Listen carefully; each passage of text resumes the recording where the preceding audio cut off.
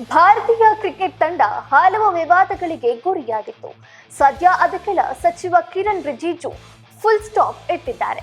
ಹೌದು, ದುಬೈನಲ್ಲಿ ನಡೀತಾ ಇರುವ ಏಷ್ಯಾ ಕಪ್ನಲ್ಲಿ ಭಾರತೀಯ ಕ್ರಿಕೆಟ್ ತಂಡ ಪಾಕಿಸ್ತಾನದ ವಿರುದ್ಧ ಆಟವಾಡಿದ್ದಕ್ಕೆ ದೇಶಾದ್ಯಂತ ಭಾರಿ ವಿರೋಧ ವ್ಯಕ್ತವಾಗಿತ್ತು.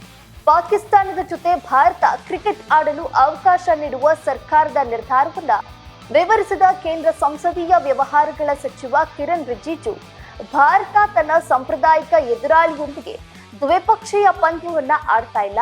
ಈ ಪಂದ್ಯಾವಳಿಯಲ್ಲಿ ಬೇರೆ ದೇಶಗಳ ತಂಡಗಳು ಕೂಡ ಭಾಗವಹಿಸುತ್ತವೆ. Olympics, Asian Games, Asian championship, ವಿಶ್ವಕಪ್ ಮತ್ತು ಏಷ್ಯಾ ಕಪ್ನಂತಹ ಪಂದ್ಯಾವಳಿಗಳು ಬಹುರಾಷ್ಟ್ರೀಯ ಬಹುಪಕ್ಷೀಯ ಪಂದ್ಯಗಳು. ಇದರಲ್ಲಿ ಎಲ್ಲ ರಾಷ್ಟ್ರಗಳು ಒಟ್ಟಾಗಿ ಆಡುತ್ತವೆ. ನಾವೇನಾದ್ರೂ ಒಂದು ದೇಶದೊಂದಿಗೆ ಆಡುತ್ತಿಲ್ಲ ಎಂದು ಹಿಂದೆ ಸರಿಯಲು ನಿರ್ಧಾರ ಮಾಡಿದ್ರೆ ಏಷ್ಯಾ ಕಪ್, ಒಲಿಂಪಿಕ್ಸ್ ನಂತಹ ಪಂದ್ಯಗಳಿಗೆ ಭಾರತವನ್ನ ಹೊರಗೆ ಇಡಲಾಗುತ್ತದೆ. ಇದರಿಂದ ನಮಗೆ ನಷ್ಟ ಅಂತ ತಿಳಿಸಿದ್ದಾರೆ. ಮುಂಬೈನಲ್ಲಿ ಮಾತನಾಡಿದ ಸಚಿವ ಕಿರಣ್ ರಿಜಿಜು, ಏಷ್ಯಾ ಕಪ್ ಮತ್ತು ಒಲಿಂಪಿಕ್ಸ್ ನಂತಹ ಪಂದ್ಯಾವಳಿಗಳು ಪಾಕಿಸ್ತಾನಕ್ಕೆ ಮಾತ್ರ ಅಲ್ಲ.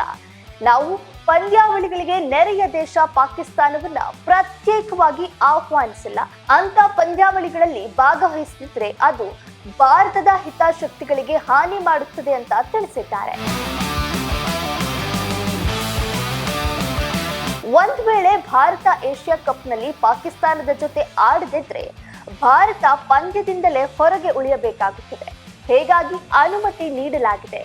ಒಂದು ದೇಶದೊಂದಿಗಿನ ನಮ್ಮ ದ್ವೇಷದಿಂದಾಗಿ ನಾವು ಒಲಿಂಪಿಕ್ಸ್ಗೆ ಹೋಗದಿದ್ರೆ ಅದರಿಂದ ನಷ್ಟ ಯಾರಿಗೆ? ಆದ್ರಿಂದ ನಮ್ಮ ಜೊತೆ ಭಾವನೆಯ ಜೊತೆ ಅದರ ಹಿಂದಿನ ತಾರ್ಕಿಕ ಚಿಂತನೆಯೂ ಇರಬೇಕು. ಈ ಬಗ್ಗೆ ಕಿರಣ್ ರಿಜಿಜು ತಿಳಿಸಿದ್ದಾರೆ.